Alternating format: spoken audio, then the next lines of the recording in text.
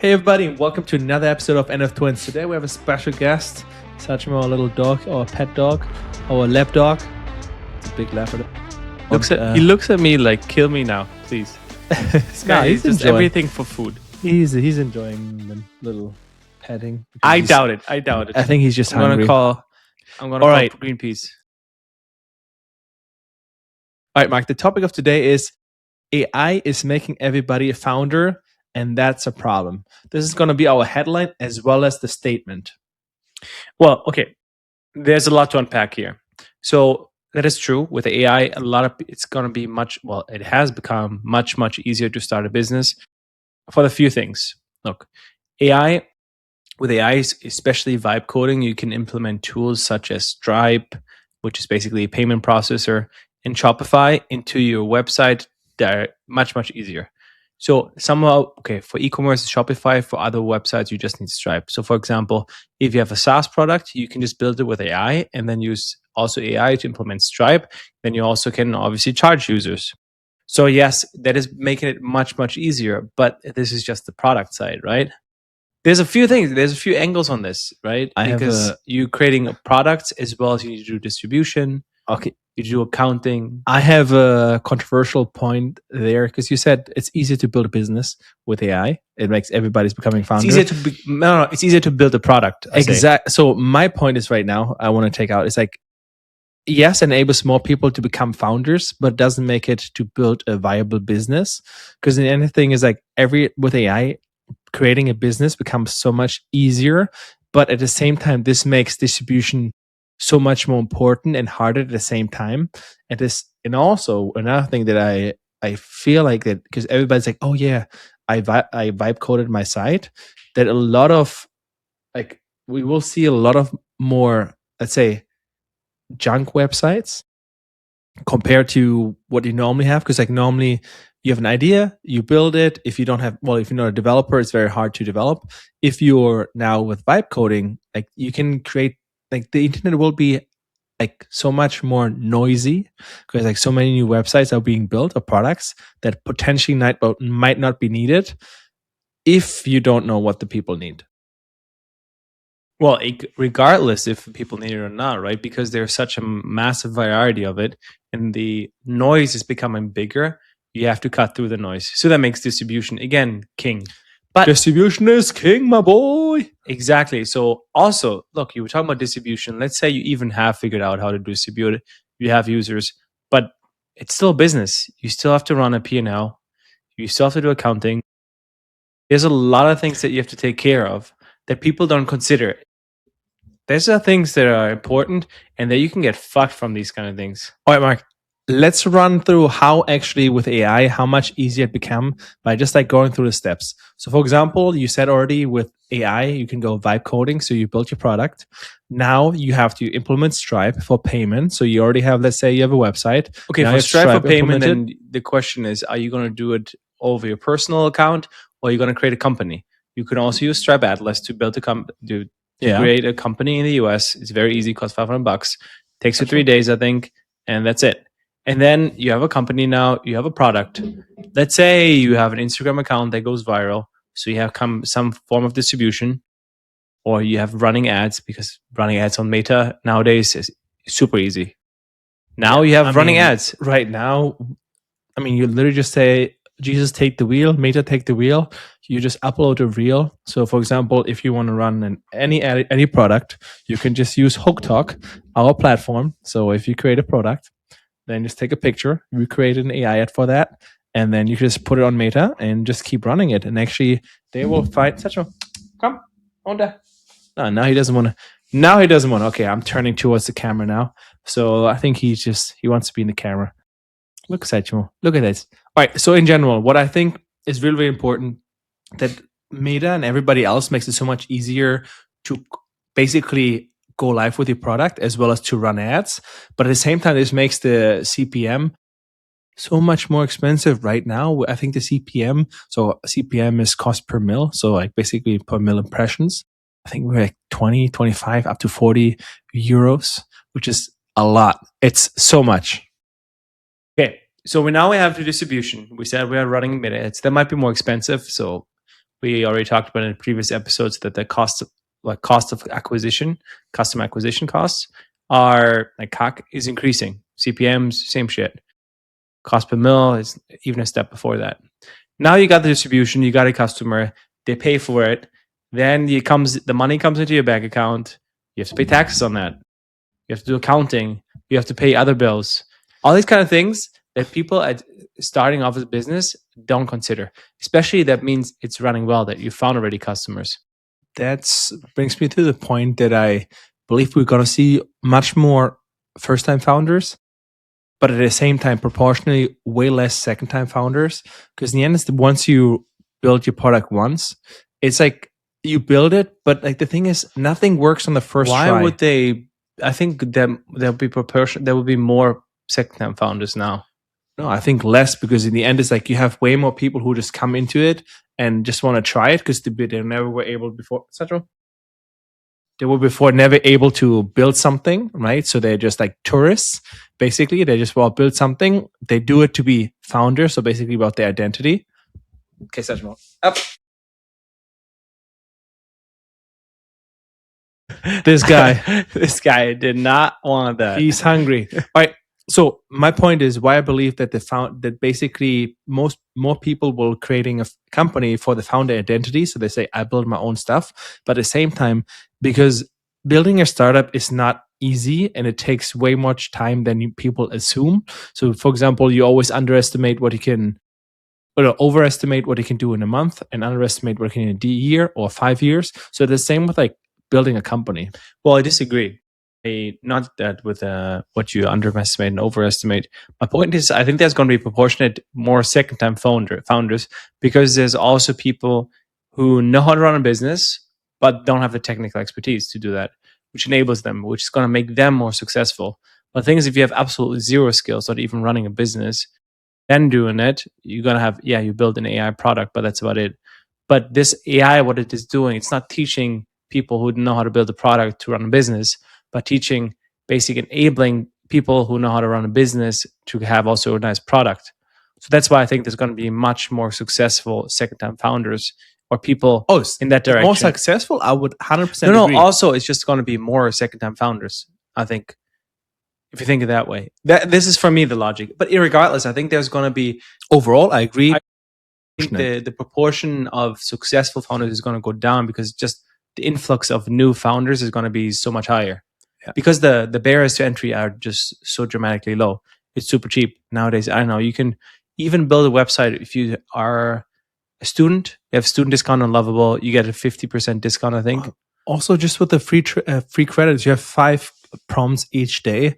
So let's say it takes you just 2 months. Then not even, Mike. To be honest, if you want to have a simple website, you just ChatGPT like a prompt of what you want to create, and then just with a few prompts, it's just basic a landing page, right? It doesn't have to be like all like so many capabilities, and then you can just like start working on it. And 5 prompts can be a lot. It's 5 credits actually. Yeah, not 5 okay. prompts. I don't think that's going to be enough, but you get there for free. Yeah. I'm not talking about you building a complete SaaS product, because we already spent 2,500 or almost 3,000 tokens or more. I don't know, 1,800. I think we're at right now credits. I can double check. I mean, we spent no. Overall, we spent way more, Mark. Think about it. We started for over 2 months, and we over 2,000 tokens per month. So like we're probably probably. Oh, 4,782. We've spent already a lot of tokens. But coming back to it, so I think 100% founders are going to increase, which I think I like it, which also makes sense. It's going to be more competitive. And end of the day, who's the biggest winner of it all? The distribution channels. No. The winner of all is electricity companies, because they're basically winning from all the tokens. Like, think about all the infrastructure that needs to be built. Think about like, okay, yes and no, but I don't think they're winning from that, because I mean, in the end, more AI. So basically, you need. But I don't think they're going to win as much as, for example, people that are providing service right now. Oh yeah, Nvidia.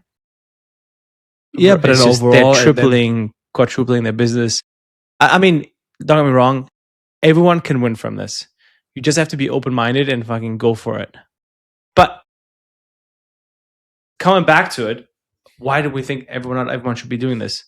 Not everyone is like, look, if you want to be a founder and you just want to have it for the ego, that's one thing. Go ahead it. You'll get your notification of, hey, you're close to a burnout, because man, this is pain city right here. This is painlandia. I'm telling you. This is the thing is, you are like Elon Musk said, it's like eating glass and staring to the abyss. That's what it is. No, Because it's eating not always glass, like yeah, enjoying the flavor of the blood or something similar like this. Oh. But my point is also, I think startups is like a roller coaster, because you have like super highs and super lows. So like when everything is going well, you can have within 24 hours or 48 hours, you can have like both things. At the one time, you're like, man, fuck, we're going to conquer the world. And the next day, nothing is working. So I think that's like very, very interesting to see. At the same time, like if you are a person who enjoys working for big companies with all the perks, you should probably stay with it, because in the end, as a startup founder, you won't have any perks at the beginning, because you will, well, the biggest perk you will get as a founder at the beginning is working on the weekends. So you start appreciating, you think of the that each year actually has 104 days of a weekend, which is then not anymore a vacation. Okay, Lucas, another thing. Most founders are busy, but not productive. So the point is, people are focusing on logos, websites, Notion system, tools, but none of these are actually focusing on proving a point that the people or the users are actually getting what they want, or you selling something that people want. I mean, I would always go back to Y Combinator, and Y Combinator always says build something that people need and find the people And want as well, that you find your 100 people that love your product, not 1,000 that like it. Because in the end, somebody, if you like something, you're not gonna promote it. So for example, we have the Ninja ice cream machine. We bought it, and man, we already recommend it to like 4 people because we really, really love it. We like use it once or twice per day. So it runs a lot, like a lot. all ice cream right here. So these are the things, like this is just the power of Great product. yeah, exactly. Great product. Also something that can go viral. For example, I mean, Ninja with the protein ice cream, you can have like so many TikTok reels that people are promoting. Okay, Lucas, why should people not be a founder? What are the characteristics? If you have these characteristics, you shouldn't be a founder. What's your opinion on that? I think it's less about maybe not characteristics, but if you are in it just to say how I'm starting my own thing, but like, okay, I would rather say if you are comfortable in a company and you really like all the perks that you're getting. Okay, this is what I'm thinking of. All right. If you hate selling, don't do it. If you want freedom immediately, don't fucking do it. If you want weekends off, don't do it. No, if you want, yeah, exactly. Yeah. Or even If holidays. if you need external validation, don't do it. Everyone thinks you're going to be stupid, and what the hell are you doing? That's a thing. And if you really avoid uncomfortable conversations, man, whatever you built the last 3 months is shit. The users don't want that. You know this little side thing that you have on the side? A small tool, like a small feature, this is the main thing. It's like if you don't like stress, don't do it. Oh, I have entrepreneurship is choosing stress, not avoiding it.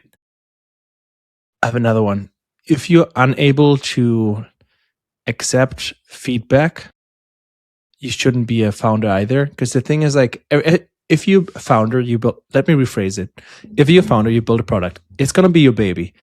If your baby is going to be ugly as hell, especially at the beginning, because you don't know what people want. So the thing is, it's going to be ugly. I mean, ugly as hell. But you, as the dad of or mom of the startup, will think it's beautiful. Your customer's going to say at the beginning, it's shit. So it's basically spitting in your face. Now you have 2 options. Either say they don't know what they're talking about, and then just look for a different customer, which sometimes can be the case, but most of the time your product isn't as good yet as it should be. So the thing is, you need to be willing to listen to the customer and then adjust it. Now, this sounds easier because at the end, it's like you have some customers who just like to complain. Normally, my rule of thumb is if the user is already paying and then complains or gives suggestions, great. A free user who doesn't do anything, you should probably not listen to them, because if they're free users in general complain more than a paying customer, and the paying customers, they can give you the roadmap. because they believe already in they can see the product, like the future, but they're not completely happy yet where it goes. Not always. Not always, yeah. But as I'm saying, a rule of thumb for me personally. Okay. Another myth or something that needs to be cleared up. If you really like the founder's lifestyle, that's a lie. The founder lifestyle is a lie. For example, my point is, Tell us hey, about our own personal experience, Mark. Come on. okay, no. This is what people think. Working in cafes is equal freedom, responsibility. You don't need them. You don't have responsibilities anymore. That's a life of a freelancer. But you have more comfortable, etc. That's what people think. What is the reality? Working in cafes are super uncomfortable. Like you sit and just. We worked in a free co-working space, which was a cafe for 2 years, a year and a half, I think. Year and a half. I'm telling you, wooden chairs, super uncomfortable. People get their shit stolen all the time. Actually, responsibilities increase because, unlike when you have a 9 to 5, if you don't work a full day or just like unproductive, nobody gives a fuck. Because at the end of the day, you're getting your salary check. That's basically your own startup. You're not getting the work done. Freelancers for freelancers, perfect. What? I mean, we're talking about startup founders. Yeah. But I'm saying my point is like this lifestyle of just going to cafes, stuff like this. Personally, I'd rather be with a team, honestly, because like in the end, you are trying to. I see it like in gaming, right? So you are with your squad, you're the underdog, and now you're going like exactly. You're like in a tournament, and of course the prize is more product market fit, and then you have to like beat so many other teams, or in general like stages till you get there. So, and I think it's much better if you do it in person, as well as if you work more hours, because if you work more hours, you get more practice in, you get more feedback in from users, and that's how you get better and get there. Entrepreneurship isn't freedom, it's ownership. That's what it is, because you own your outcome. You 100%. Own the business. 100%. It sounds great if you say I'm my own boss, but I always like joking if somebody says, ask me, hey, can we do something on the weekend during the day? And I always say, I'm sorry, I have a horrible boss.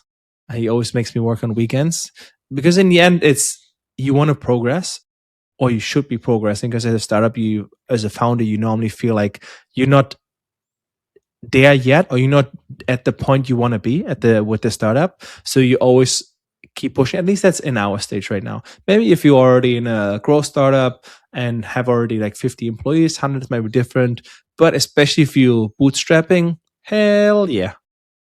Why boring businesses win? The richest founders you don't follow are the most boring ones. Well, they usually have a niche in B2B or local services. They have repeatable operations, no audience, just cash flow.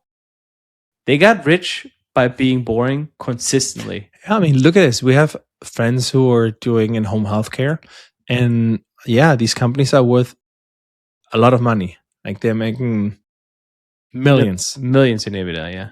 So that's a thing. Like super boring businesses, but nobody wants to do it. And exactly, and the niches are the richest. In the end, that's so true.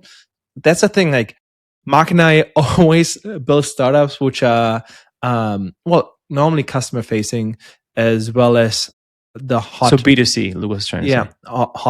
Hot trends. So, or not the hot topics. We had gaming. We had a gaming business. We had an AI, crypto as well. Crypto, AI girlfriend, boyfriend, let's say app. Well, we had also an AI therapist, an AI.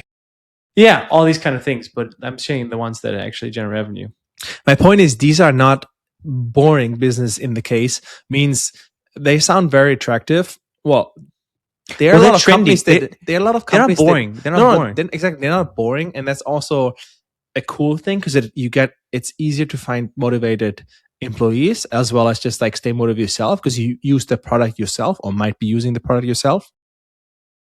But at the same time, the other issue that you have is, if it's not boring, more people want to compete in that market, right? So there are more competitors, which just makes it then harder to win. Well, for example, we saw that in gaming, in our business, Gazoom, in the gaming space.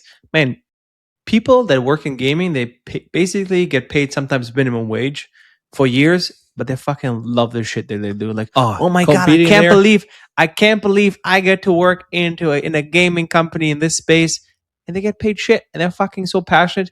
You're never gonna outwork or fucking outspend someone in a space that is very, very a lot of very, very passionate people. Also, you have to think about your user.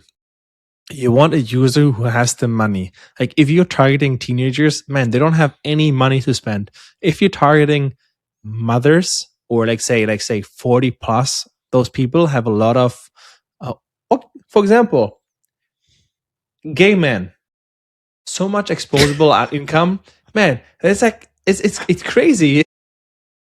For example, gay man. But it's All true right. though. There's so much more disposable I income. saw a reel the other day when they asked the guy, why do have gay men so much more money? Because we don't like women. My point is, you should always go. Business boring can be very sexy. One thing. Another thing that I think is very, very interesting or good to know is like, who are your target group, right? So go for niches or a target audience that actually has disposable income. I heard the other day on Alex Samosi's podcast, he had one of his friends was one of the best in preparing CVs for job applications. So his target audience were people that were job seekers. He might have been the best in the world at it, but the problem is the people that we were targeting didn't have a job. And if they didn't have a job, they couldn't pay for his premium services. So even though you have a fantastic offer, the problem is if you have an audience who has not the money to pay for it, it's a bad business. Visibility is not validation. Likes are the worst KPI in businesses. Attention doesn't equal willingness to pay. Feedback from non-buyers is noisy. Markets vote with money, no comments, not comments. If they don't pay, their opinion doesn't count. I mean, that's a lot to unpack, to be honest. But the first thing, yes. I love that one, man. Honestly, I was like 100%. That's what we've been saying also. Yes, if you don't pay, it's very hard to like. It's very noisy. That's what you just said. The free users, who gives a fuck? Yeah, they're free. Shut the fuck up. They can give you a direction if somebody gives you feedback, and maybe you should definitely look at it if it's a valid point. For example, if it's bugs, etc. So they're didn't convert for this reason. So this is also something to consider. But even a step back on social media, they're just posting on it, and it's like, oh yeah, it's like the mom test. If they don't pass the mom test, man, you're out. Also, for example, one of our friends is a personal trainer, and he went to a personal trainer, I guess, business coach who basically helps personal trainers to create their online presence as well as how to make a business out of it. And this guy scrapped basically one of his bigger Instagram accounts, which I don't know, 50, 60, or maybe 100,000 followers, because he got the wrong people into the funnel in his own coaching. Oh, he deleted it? Yeah, or at least he deactivated or didn't run it anymore. Because he's like, yes, I might have got 1,000 or 2,000 likes, but likes are just noise. He didn't get any people in his funnel, the right people. So what he did, he started from scratch again, a new account, just targeting personal trainers. And that way, even though he got way less likes, etc., but he got so much more business out of it because he was targeting the right people. And that, I think, is very important because you have to get rid of the noise and see who actually engages and who is then coming into your funnel, signing up, and even paying for it. I think that's very, very important because like a lot of people get confused in the like business. 100% agree. I mean, I've also heard that Alex Ramosi, who says that he had one woman who had a business for, I think it was nurses, and she was very, very specific with nurses. I think accounting company, and she made millions and only had like on her only acquisition channel was YouTube, and she had like 1,000 likes or something, or 1,000 followers. Yeah, that's the thing. It's like insane. It's like crazy. That's the thing. If you have high target audiences, like for example, there's these super, super niche for super rich people content. For example, how to do taxes and all that stuff. for, I don't know, if you're a millionaire, these people don't have a lot of likes and all that stuff, but they're super niche down and they can generate a shit ton of money. It's just going completely deep into the niche, and In the then niche is going how the riches, baby. 100%. Look, last one as a closer. The internet gave everyone a microphone. It didn't give everyone a business. I mean, look at us. We do have 2 microphones here.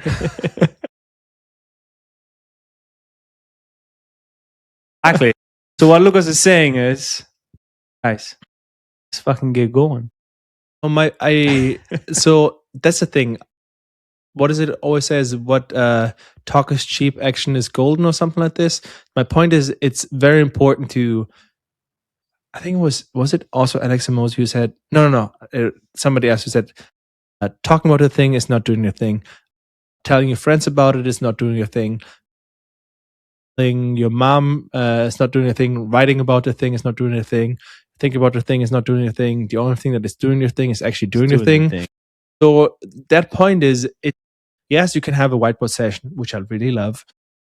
You can talk about your friends, about all the great startup you're going to build or how the outcome is going to be. But in the end, the only thing that really matters is just getting started. Because I'm 100% sure with the idea you start, you will not going to end up, because you're going to see that the market will, or the user feedback, if you listen Will to the right dictate the feedback, outcome. exactly, will guide you towards the right direction. Look, guys, starting a business is easy nowadays, but in reality, it's less glamorous. I would say becoming a founder is easy, but starting a business or running a business. Okay, but I'm saying starting. I'm just saying it's starting a business. You don't have the identity. Okay, you get a boost on social media, #founder. But trust me, guys, this is going to be a roller coaster. If you're in for it, let's fucking go. You got this. Just make sure that you do check in all the boxes. Distribution is king nowadays.